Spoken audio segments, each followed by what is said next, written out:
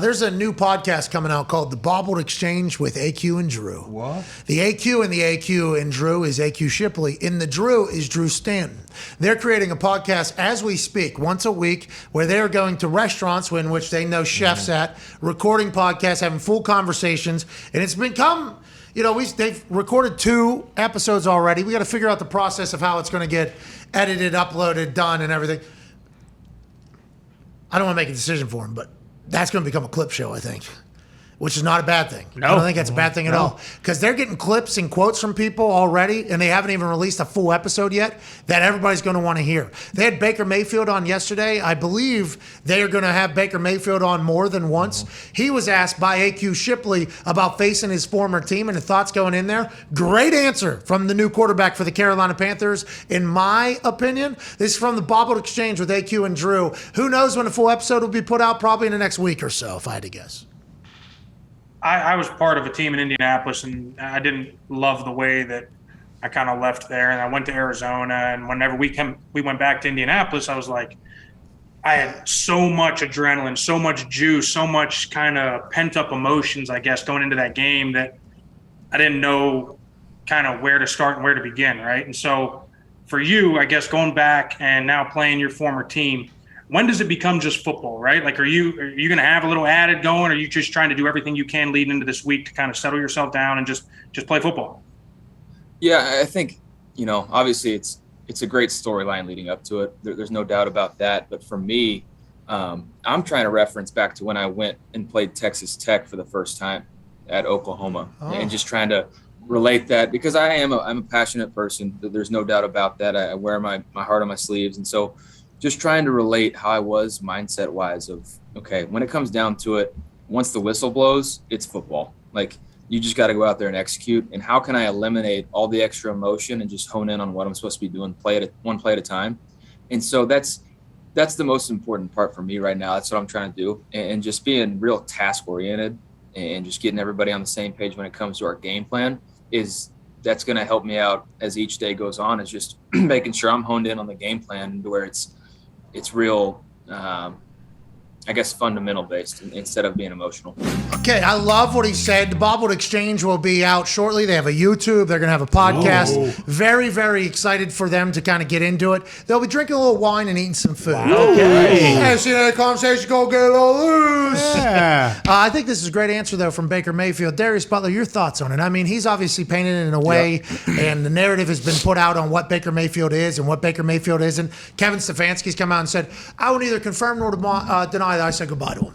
It's like, okay. Whoa, okay, interesting. So it got ugly there. Then Cynthia Freeland podcast where I'm going to fuck him up. And then he came out and said he didn't say that, but it was a personal interaction. I just think that was a very different side of Baker that I don't think a lot of us have seen. And it seems a lot more cerebral, because if you don't play well, none of it fucking matters. Yeah. Is that what you took from Baker? I liked his answer. I loved his answer. Love his personality at that quarterback position. And, I've played former teams before, playing the Patriots, playing the Panthers. And like you said, that pregame, you're out there, you're seeing all the old people, whoever it is from the other team, and you are a little more juiced up, you are a little more amped up. But once you take that first snap, once you get hit, it just turns into football again. But I'm sure he'll be excited, and it's a great storyline for us and everybody else around us watching the league. It's a fantastic storyline for week one. AJ, you're in Ohio. Obviously, Ohio is indifferent on Baker Mayfield. Brought the Browns success for the first time in forever.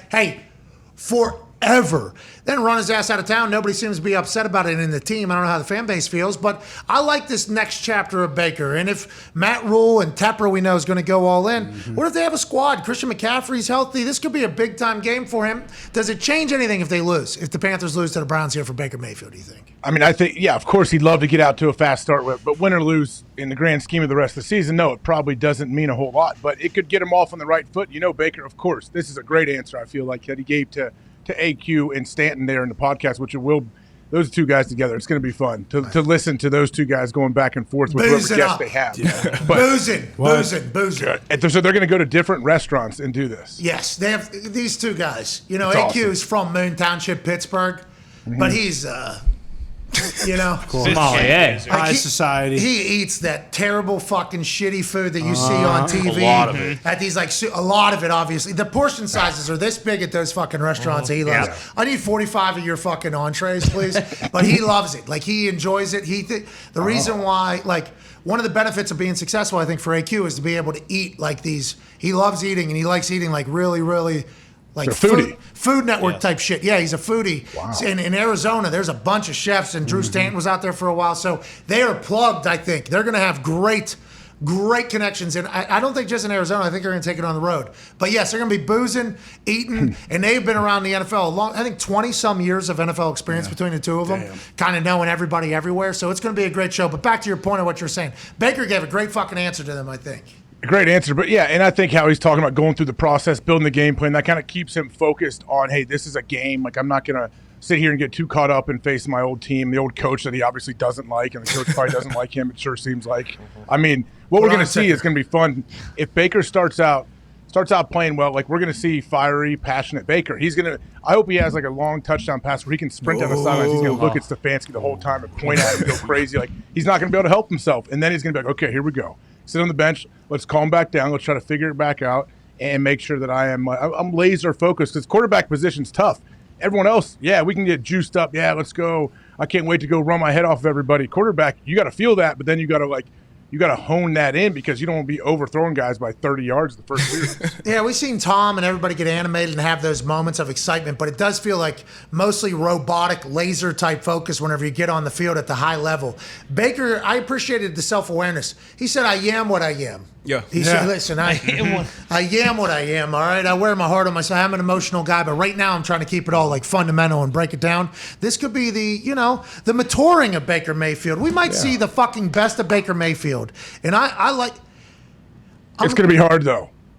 It's going to be hard for him not to lose his mind and just freak out and just want to go crazy. It's going to be, especially if he starts out quick, it'll be fun. Imagine him sprinting out of this. Oh, God, how would you not, It's definitely going to be something. I mean, like he said, though, that's who he is. I'm a big proponent of letting guys be who they are. I hate when people go places and try to change shit up. Like, be who you are, wear it in your sleeve, and ball out. And it's good that he had that experience, big-time college football, going into a hostile environment somewhere you've been before and kind of leaning on that previous experience.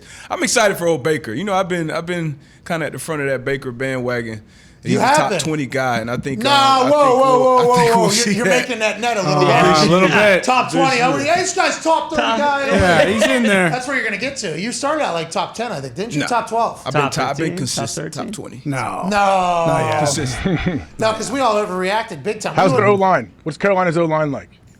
I'm not sure. I know they invested in top 10. That's what's scary. You got Clowney and Myles Garrett coming off the edges. Yeah. That's the only thing for Baker. I'm like, all right, well, we better get the ball. We better get rid of this sucker. Yeah, they have a great defense over there. Myles Garrett is, I think he's the odds-on favorite to win defensive MVP. He is. Monster. Defensive player of the year. I mean, it's just like. Paid Denzel Ward. Yeah, like they got studs everywhere. Yep. John Johnson back there. Greg Newsome on the other side. Hey, C-Mac can stay healthy. He had Sam Darnold looking good early on in that season. Yeah, Teddy had zero Christian McCaffrey.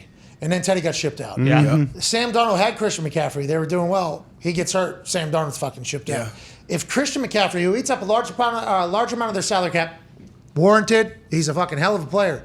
But if he stays healthy alongside Baker, who has experience now, a lot more experience than maybe, he's a little bit older, new team, new situation. Robbie Anderson's still a fucking guy, right? Yeah. DJ Moore. I mean, DJ Moore they just paid.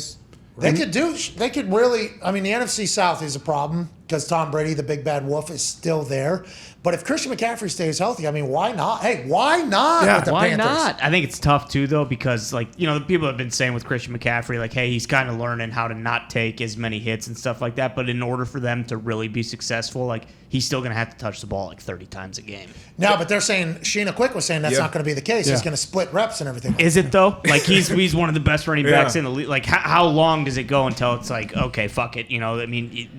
This guy needs his touches. Especially with Matt Rule, you would expect that he's on a hot seat. Mm-hmm. So it's not like I'm not trying to prolong a career. Yeah, hell no. They got Chenault too. Trey, the guy from Jacksonville, who can run the ball, who's a good out of the backfield. So we'll see. It'll be interesting. I think the big conversation is, will Carolina show up around Baker, and what will Baker do? Because if he starts to struggle early, is he going to go into that emotion on his sleeve? If you ride the highs, then you naturally have to experience the lows. That's just how you are. That's why everybody always says, hey, listen, just come on, listen, just stay even keel. Let's not get too high. Let's not get too low. Let's not ride the waves, the ebbs and flows of the season. Let's just stay right here. You know what I mean? And you could try to do that. But if you're somebody that is emotional, if you put stock in the good things happening, you're probably naturally going to put stock in the terrible things that are happening. And you can't let it affect your mood, your outcome, your performance. I wonder, when did it go wrong in Cleveland? Was he like patting one day? He got hurt. What the fuck was It had to be building up for a while, though, right? It didn't just all of a sudden snap and all of a sudden everyone doesn't like each other. Stefanski wouldn't confirm or deny. He really said that? said goodbye to Baker Mayfield. What happened? It's weird. That is weird. Like what? The whole OBJ Kevin Stefanski thing. declined to say whether he said goodbye to Baker no. Mayfield when he was traded to Carolina. I'd rather not talk about it. Yeah. What the fuck? This guy's a highly educated guy too. Like Oh, yeah, UPenn. Penn. What happened? You're right. Like to not just send a text, hey, man, I know we may have our differences. Good luck. I wish the best for you. What? How did it get there? I mean, he was sprinting through Cleveland. Lights were on. Hey, we're drinking Bud Light. Yep. We won. We're doing our thing. We make the playoffs. We beat the Steelers in the fucking Pittsburgh Steelers, the team that we've hated forever since before the team left and went to Baltimore. We have hated it. We beat them in the playoffs. Now let's come back for another season. Well, not so fast. Let's not. I mean, we hate this guy. I mean, it was almost like the writing was on the wall earlier. I don't know what the fuck happened. That's what makes no sense. Is a year removed from them having all that. It's like he went into the season without any goodwill. Like it was like, okay, well, you led us to the playoffs last year. We beat the Steelers, and then we got beat. So like how, and maybe it was because everyone was gassing them up like they were going to be the Super Bowl champions and stuff like that. But still, it's like they almost everything he did previously that was like successful and kind of unprecedented. They were like, well, who gives a fuck? We need you to do more. Well, Baker has a chance to rewrite his entire NFL story here with the Carolina Panthers. Going to be tough. It's always going to be tough in the NFL, but I'm excited to see what he does, and it feels like that answer to the Bobbled Exchange with AQ and Drew podcast show coming soon. I feel good about where Baker's at. I hope he does well. Can't wait to hear from him for the rest of the season. Hope they continue to have success.